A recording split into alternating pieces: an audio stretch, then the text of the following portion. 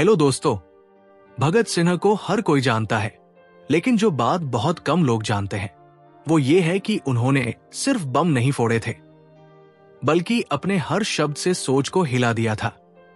ये है भगत सिन्हा के दस्तावेज का दूसरा पार्ट, जिसमें खुलेंगे वो असली ख्याल जो उन्होंने जेल की कालकोठरी में लिखे थे और जो आज भी हर नौजवान के लिए एक आईना है।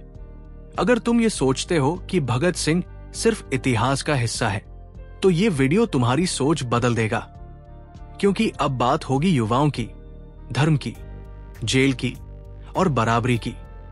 और हां, ये सिर्फ कहानी नहीं, एक पूरी सोच है जो अगर समझ में आ गई तो जिंदगी बदल सकती है। चलो शुरू करते हैं। चैप्टर 7, राजनीति में नौजवानों की भूमिका। आज के वक्त में जब भी कोई नौजवान राजनीति की बात करता है तो ज्यादातर लोग एक ही बात कहते हैं, राजनीति बहुत गंदी चीज है, तू पढ़ लिख, अच्छे नंबर ला, नौकरी देख, राजनीति में जाने से तेरा करियर खराब हो जाएगा। लेकिन भगत सिंह ऐसा नहीं मानते थे। उनकी नजर में राजनीति समाज को बदलने का सबसे ताकतवर हथियार थी और वो मानते थे कि जब तक नौजवान राजनीति में हिस्सा नहीं लेंगे तब तक देश का चेहरा नहीं बदलेगा। भगत सिंह खुद सिर्फ 23 साल की उम्र में शहीद हो गए, लेकिन उससे पहले उन्होंने जो सोचा, लिखा और किया वो साफ बताता है कि वो राजनीति को सिर्फ नेतागिरी नहीं बल्कि एक जिम्मेदारी मानते थे। वो कहते थे, अगर देश का नौजवान अपनी जिम्मेदारियों से भागेगा तो फिर क्रांति कौन करेगा, बदलाव कौन लाएगा। उनका मानना था कि छात्र केवल किताबें पढ़कर डिग्री के गुलाम न बने, उन्हें अपने आसपास की नाइंसाफी, भेदभाव और शोषण के खिलाफ आवाज उठानी चाहिए। अब एक पल रुकिए और सोचिए, अगर भगत सिंह भी कहते, भाई मैं तो यूपीएससी की तैयारी कर रहा हूं, फालतू खतरे नहीं मोल लूंगा, तो क्या उन्होंने इनकलाब जिंदाबाद का नारा दुनिया को दे पाते? भगत सिन्हा का मानना था कि राजनीति हर इंसान की जिंदगी से जुड़ी हुई है। जिस स्कूल में आप पढ़ते हो वहां का सिस्टम, जिस नौकरी के लिए आप लड़ते हो वहां की सैलरी, जिस मोहल्ले में आप रहते हो वहां की सड़क, पानी, बिजली, हर चीज के पीछे कोई न कोई राजनीतिक फैसला होता है। तो अगर आप राजनीति से दूर रहेंगे तो फैसले आपके ऊपर होते रहेंगे, बिना आपकी आवाज के। भगत सिंह नौजवानों से चाहते थे कि वो सोचें, सवाल करें और सिस्टम को समझें। सिर्फ पोस्टर लगाने या नारे लगाने की राजनीति नहीं, बल्कि वैचारिक राजनीति, जहां आप ये सोचें कि आप किस समाज के लिए लड़ रहे हैं। उन्होंने ये भी कहा था कि छात्रों को क्रांति की तैयारी अभी से करनी चाहिए, क्योंकि वही आने वाला कल तय करेंगे। आज भी जब हम देखते हैं कि कई नौजवान सोशल मीडिया पर अपनी बात रख रहे हैं, न्याय के लिए लड़ रहे हैं, तो लगता है कि भगत सिंह की सोच अभी भी जिंदा है। लेकिन अगर हम चुप बैठे रहे तो ये सोच सिर्फ किताबों में ही रह जाएगी। इसलिए भगत सिंह का सीधा संदेश था, तुम नौजवान हो, तुम्हारा खून गर्म है, इसे किताबों और किताबों से बाहर दोनों जगह बहाओ। सोच में, सवाल में, संघर्ष में। चैप्टर 8, भगत सिन्हा का जेल अनुभव। जब भगत सिन्हा को लाहौर बमकांड के बाद गिरफ्तार किया गया तो उनके लिए असली लड़ाई जेल के अंदर शुरू हुई। बहुत लोग सोचते हैं कि जेल में सिर्फ ताले, दीवारें और सजा होती है, लेकिन भगत सिन्हा के लिए जेल एक नई क्रांति का मैदान बन गया था। उनके जेल अनुभव ने हमें यह सिखाया कि क्रांतिकारी सिर्फ बंदूक से नहीं, सोच और आत्मबल से भी लड़ता है। जेल में भगत सिंह और उनके साथी राजगुरु सुखदेव सिर्फ इसलिए नहीं लड़ रहे थे कि उन्हें छोड़ा जाए, वो लड़ रहे थे जेल में हो रहे भेदभाव के खिलाफ। ब्रिटिश सरकार ने अंग्रेज कैदियों को अच्छी रोटी, दूध, साफ सुथरी बैरक दी थी, लेकिन भारतीय कैदियों को सड़ी गली दाल, गंदा पानी और बदबूदार कपड़े मिलते थे। भगत सिंह ने सवाल उठाया, क्या हम इंसान नहीं हैं? क्या हम गुलाम होने की सजा भुगत रहे हैं या जानवर हैं? और फिर शुरू हुआ उनका इतिहास का सबसे शांत लेकिन सबसे जोरदार हथियार भूख हड़ताल। भगत सिंह और उनके साथियों ने लगातार 112 दिन तक भूख हड़ताल की। सोचिए, बिना खाना खाए, लगातार सिर्फ पानी पर जिंदा रहकर उन्होंने ब्रिटिश हुकूमत की नींव हिला दी। वो कहते थे, हम मरने से नहीं डरते, लेकिन हम चाहते हैं कि जब तक जिंदा है हमारा शरीर भी विरोध का प्रतीक बने।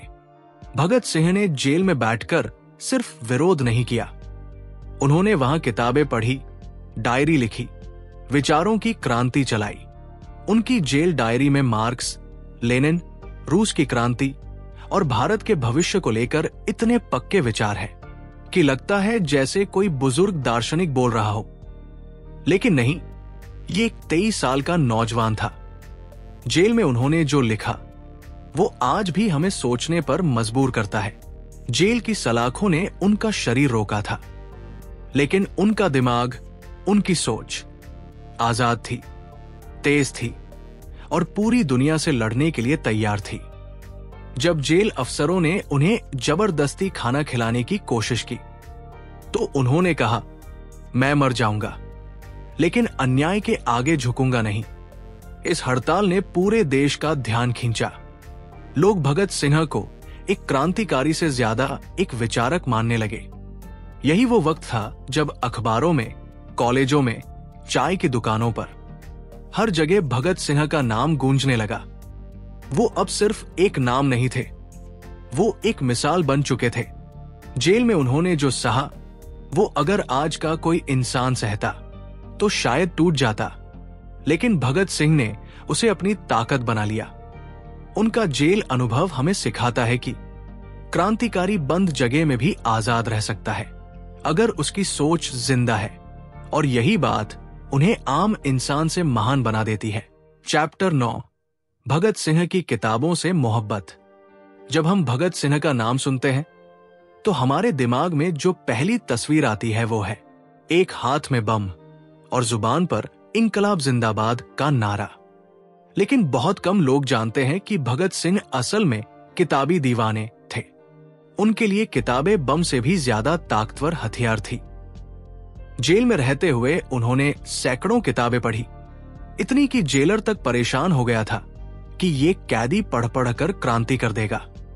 एक बार किसी ने उनसे पूछा कि तुम्हारा सबसे अच्छा दोस्त कौन है, तो उन्होंने मुस्कुराकर कहा, किताबें, ये कभी धोखा नहीं देती। भगत सिंह की सोच इतनी पक्की और गहरी इसलिए थी क्योंकि उन्होंने सिर्फ किताबें नहीं पढ़ी, वो किताबों को जिया करते थे। उन्होंने मार्क्स, लेनिन, रूस की क्रांति पर किताबें पढ़ी। उन्होंने भारत की गुलामी, जात पात, धर्म, पूंजीवाद, हर टॉपिक पर गहराई से पढ़ाई की। अब सोचिए, एक ऐसा नौजवान जो जेल में भूखा बैठा है, लेकिन भूख से ज्यादा उसे किताबें चाहिए। कई बार उन्होंने जेल प्रशासन से गुहार लगाई कि हमें किताबें दो, और जब नहीं मिली तो उन्होंने भूख हड़ताल कर दी। उनके लिए किताबें ऑक्सीजन थी। उनके खून में इंकलाब नहीं, ज्ञान बहता था। उनकी जेल डायरी में एक लाइन मिलती है, मैं एक पुस्तक प्रेमी हूं, मेरे लिए किताबें ही सबसे प्यारी साथी है। भगत सिंह ने कहा था कि अगर हम समाज को बदलना चाहते हैं तो पहले खुद की सोच को बदलो, और सोच तब बदलती है जब आप पढ़ते हो, सवाल करते हो और समझते हो। आज भी अगर कोई नौजवान कहता है मैं भगत सिंह से इंस्पायर हूं, तो सबसे पहला सवाल बनता है, क्या तू पढ़ता है? क्योंकि भगत सिंह सिर्फ नारेबाजी का नाम नहीं थे, वो पढ़ने, सोचने और समझने की क्रांति थे। उनकी किताबों से मोहब्बत हमें बताती है कि अगर आप बदलाव लाना चाहते हैं तो पहले दिमाग को तेज बनाओ, और ये काम सिर्फ किताबें कर सकती हैं। भगत सिंह ने अपने आखिरी समय तक पढ़ना बंद नहीं किया। जब उन्हें फांसी पर ले जाया जा रहा था तो वो लेनिन की किताब पढ़ रहे थे। उन्होंने जल्लाद से कहा, रुको, एक क्रांतिकारी दूसरे क्रांतिकारी से मिल रहा है। सोचिए, मौत सिर पर खड़ी है और वो आखिरी पन्ने पढ़ने में बिजी है। ये थी उनकी किताबों से मोहब्बत। चैप्टर 10, भगत सिंह और महिलाओं की बराबरी। जब भी इतिहास में क्रांति की बात होती है तो ज्यादातर नाम पुरुषों के ही लिए जाते हैं, लेकिन भगत सिंह इस सोच से बिल्कुल अलग थे।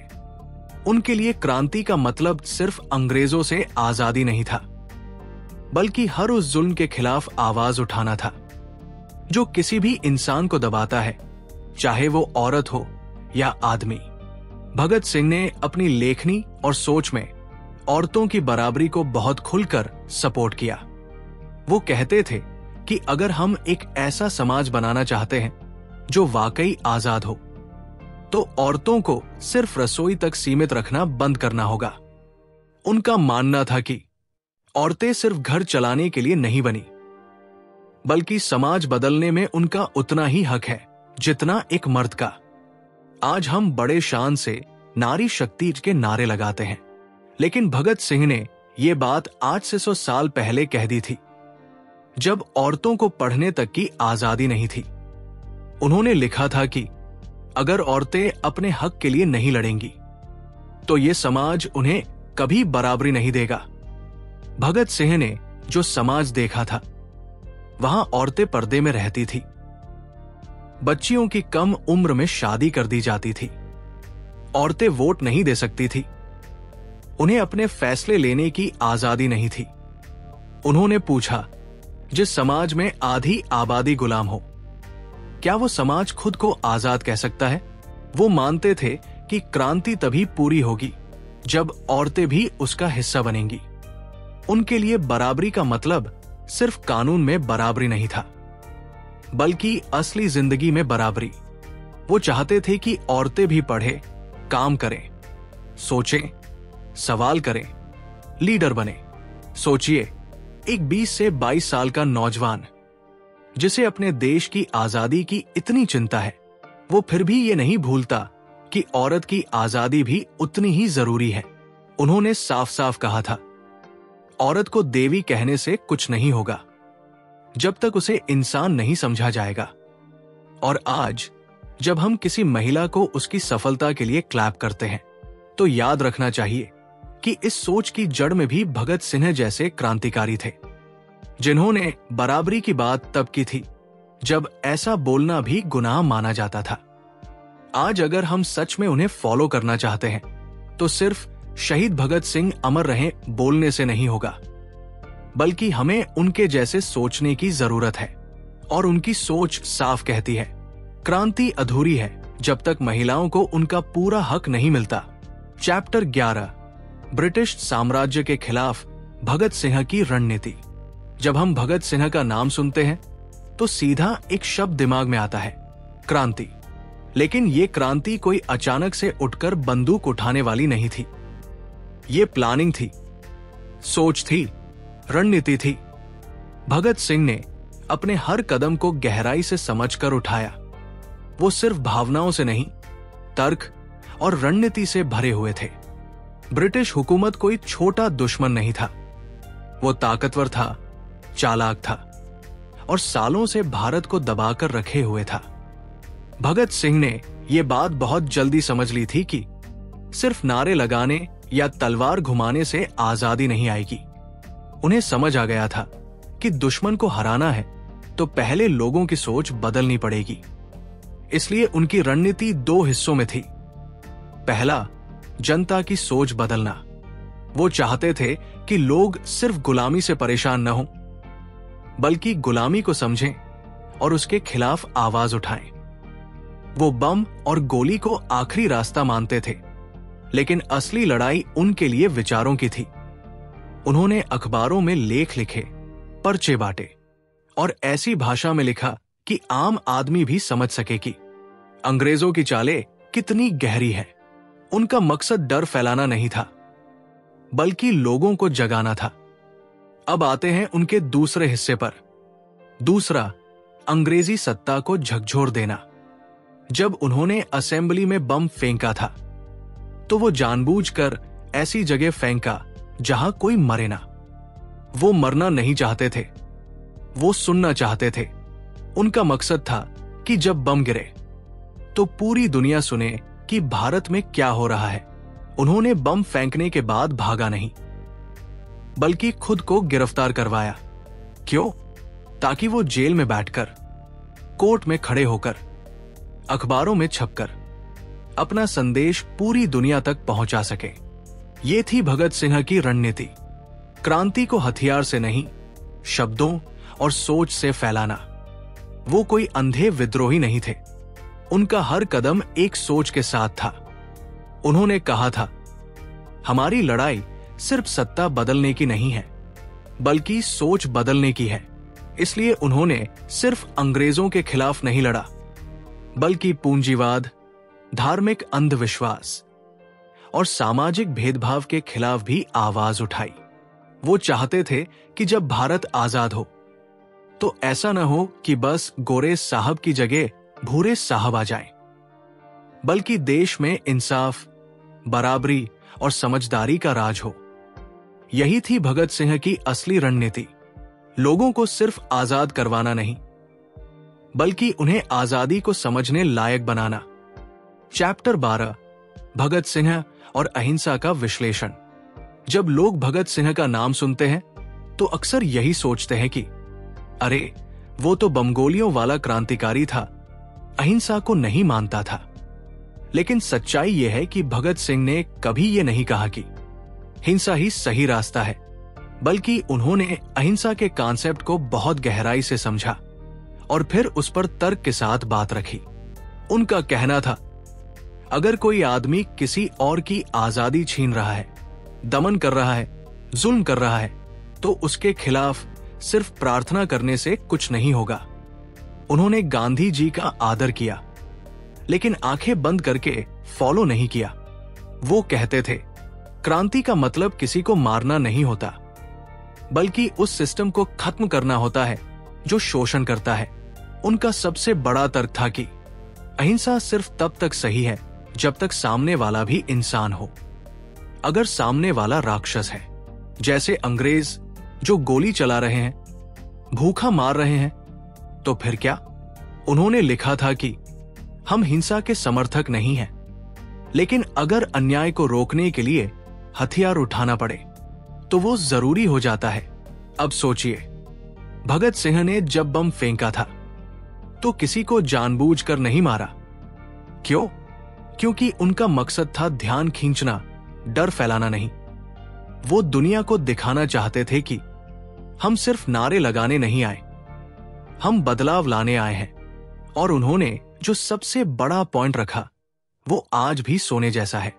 अगर आप क्रांति को केवल अहिंसा से ही जोड़ेंगे तो वो कभी तेज नहीं होगी। कभी कभी कुछ झटके देने पड़ते हैं ताकि सोया हुआ समाज जाग सके। उन्होंने गांधी जी की नीतियों पर भी सवाल उठाया, लेकिन गुस्से से नहीं, बल्कि दलीलों और उदाहरणों के साथ। उनका सवाल था, क्या चुपचाप जुल्म सहते रहना ही अहिंसा है, या फिर जुल्म को रोकने के लिए आवाज उठाना ज्यादा जरूरी है? उन्होंने कभी हिंसा को ग्लोरीफाई नहीं किया। उन्होंने बस इतना कहा कि क्रांति की कोई एक परिभाषा नहीं हो सकती। कभी वो किताब से आती है, कभी नारों से, और कभी एक धमाके से। तो कुल मिलाकर भगत सिंह की सोच बहुत साफ थी। हिंसा आखिरी विकल्प है, पहला नहीं। लेकिन अगर जुल्म हद पार कर दे तो चुप रहना सबसे बड़ी हिंसा है। और यही था उनका अहिंसा पर विश्लेषण। सिर्फ किताबों से नहीं, जिंदगी के अनुभव और न्याय की समझ से। चैप्टर 13, शिक्षा का असली मकसद क्या है? जब हम शिक्षा शब्द सुनते हैं तो सबसे पहले क्या आता है? क्लास, किताब, नंबर, डिग्री और फिर नौकरी। लेकिन भगत सिंह इस सोच को बहुत ही सतही मानते थे। उनके लिए शिक्षा का मतलब सिर्फ स्कूल जाना, किताबें रटना या अच्छे नंबर लाना नहीं था। उनका सवाल था, ऐसी पढ़ाई का क्या फायदा जो इंसान को सिर्फ मशीन बना दे, सोचने की ताकत ना दे? भगत सिंह का मानना था कि शिक्षा का असली काम होता है इंसान को सोचने, सवाल करने और गलत को पहचानने लायक बनाना। वो चाहते थे कि बच्चे डर कर नहीं, सोच कर पढ़े। पढ़ाई से इंसान आजाद दिमाग वाला बने, ना कि सिर्फ आज्ञाकारी नौकर। उन्होंने देखा था कि कैसे उस वक्त की शिक्षा व्यवस्था अंग्रेजों की बनाई हुई थी। जिसका मकसद था ऐसे लोग पैदा करना जो बस हुक्म माने, सिस्टम से सवाल ना करें। और आज भी अगर हम ध्यान दें तो बहुत कुछ वैसा ही है। भगत सिंह पूछते थे, क्या स्कूल हमें यह सिखाते हैं कि अन्याय के खिलाफ कैसे खड़े हों, या सिर्फ ये कि इंटरव्यू कैसे क्लियर करें? उनका मानना था कि एक पढ़ा लिखा गुलाम अनपढ़ से भी खतरनाक होता है अगर उसकी सोच आजाद नहीं है। उन्होंने खुद बहुत पढ़ाई की, पर सिर्फ डिग्री के लिए नहीं। उन्होंने Lenin, Marx, Bernard Shaw, Tolstoy, Lala Lajpat Rai जैसे लोगों को पढ़ा और दिन रात पढ़ते थे ताकि समाज को समझ सके। उनकी पढ़ाई का मकसद था समझ बढ़ाना, बदलना और कुछ नया सोचने की ताकत देना। वो चाहते थे कि स्कूलों में बच्चों को सिर्फ इतिहास ना पढ़ाया जाए, बल्कि ये भी बताया जाए कि इतिहास से क्या सीखें, कैसे समाज में बदलाव लाएं। शिक्षा को रट्टा नहीं, क्रांतिकारी टूल बनाना चाहिए जो इंसान को भीतर से मजबूत बनाए, डर को खत्म करे और सच्चाई से लड़ना सिखाए। उन्होंने यहां तक कहा था कि अगर आपकी पढ़ाई आपको ये नहीं सिखाती कि गलत का विरोध कैसे करें, तो वो पढ़ाई अधूरी है। आज भी अगर हम देखें तो बहुत से लोग डिग्री लेकर निकले हैं, लेकिन उन्हें समाज की समस्याएं दिखती ही नहीं। उन्हें पता नहीं कि लोकतंत्र कैसे चलता है या जाति, धर्म, वर्ग जैसी चीजों से कितना नुकसान हो रहा है। भगत सिंह चाहते थे कि हर नौजवान किताबों से निकलकर समाज की सच्चाई को देखे, समझे और फिर बदलाव की सोच बनाए। क्योंकि पढ़ाई का मतलब सिर्फ नौकरी पाना नहीं होता, बल्कि इंसान बनना होता है। तो आज जब हम अपने बच्चों को पढ़ाई के लिए भेजते हैं तो बस ये मत देखिए कि कितने नंबर ला रहे हैं, बल्कि सोचिए कि क्या वो सही गलत में फर्क कर पा रहे हैं, क्या वो डर के बिना अपनी बात कह सकते हैं, क्या वो बदलाव लाने का हौसला रखते हैं। अगर हाँ, तो वही है असली शिक्षा। और वही था भगत सिंह का चैप्टर 14, धर्मनिरपेक्ष भारत का सपना। भगत सिंह सिर्फ आजादी की लड़ाई नहीं लड़ रहे थे, वो उस भारत का सपना देख रहे थे जो सिर्फ आजाद नहीं, समझदार भी हो, जहां लोग सिर्फ अंग्रेजों से आजाद न हो, बल्कि धार्मिक कट्टरता, जातिवाद और नफरत से भी मुक्त हो। उनके लिए धर्म कोई दुश्मन नहीं था, लेकिन धार्मिक अंधभक्ति, झूठे पाखंड और धर्म के नाम पर नफरत फैलाना, ये सब उनके लिए सबसे बड़ा जहर था। उन्होंने लिखा था, मैं नास्तिक हूं, लेकिन मुझे उससे भी ज्यादा नफरत उन लोगों से है जो धर्म के नाम पर मासूमों को लड़वाते हैं, मारते हैं और सत्ता के लिए धर्म का इस्तेमाल करते हैं। अब जरा सोचिए, भगत सिंह एक ऐसा भारत चाहते थे जहां कोई मंदिर में जाए या मस्जिद में उससे फर्क न पड़े, जहां आदमी की पहचान उसका मजहब नहीं, उसकी सोच हो। उनके लिए धर्म एक निजी चीज थी जो किसी पर थोपी नहीं जानी चाहिए। वो कहते थे कि धर्म तब तक ठीक है जब तक वो इंसान को इंसान बनाए, लेकिन अगर वो इंसान को नफरत सिखाने लगे तो फिर वो धर्म नहीं, साजिश बन जाता है। भगत सिंह ने देखा था कि अंग्रेज फूट डालो और राज करो की नीति के जरिए हिंदू मुसलमान को बांट रहे हैं, और वो जानते थे कि अगर भारत को वाकई में आजाद रखना है तो धर्म के नाम पर राजनीति को रोका जाना चाहिए। उन्होंने साफ कहा था, अगर धर्म और राजनीति को एक कर दिया जाए तो नफरत फैलाना आसान हो जाता है।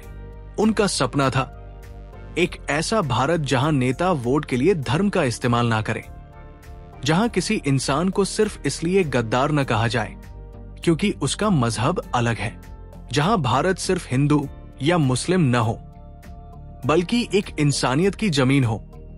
आज अगर भगत सिंह होते तो शायद पूछते, क्या आज का भारत वही है जिसका सपना हमने देखा था, या हम फिर उसी नफरत के जाल में फंस गए हैं। उनकी बातें आज भी जिंदा है, लेकिन सवाल यह है कि क्या हम उन बातों को सुन रहे हैं। भगत सिंह का धर्मनिरपेक्ष भारत कोई कठिन शब्दों वाला विचार नहीं था, बल्कि एक सीधी साफ सोच थी। इंसान को इंसान मानो, ना उसकी जात देखो, ना मजहब। सियासत को सेवा बनाओ, ना कि वोट बटोरने की दुकान। धर्म को जिंदगी का सहारा बनाओ, न कि दूसरों पर राज करने का हथियार। तो अब आप सोचिए, क्या हम उस भारत की तरफ बढ़ रहे हैं? और अगर नहीं, तो अब बात करने का नहीं, बदलाव लाने का वक्त है। तो ये थे भगत सिंह के दस्तावेज के अगले 8 अध्याय।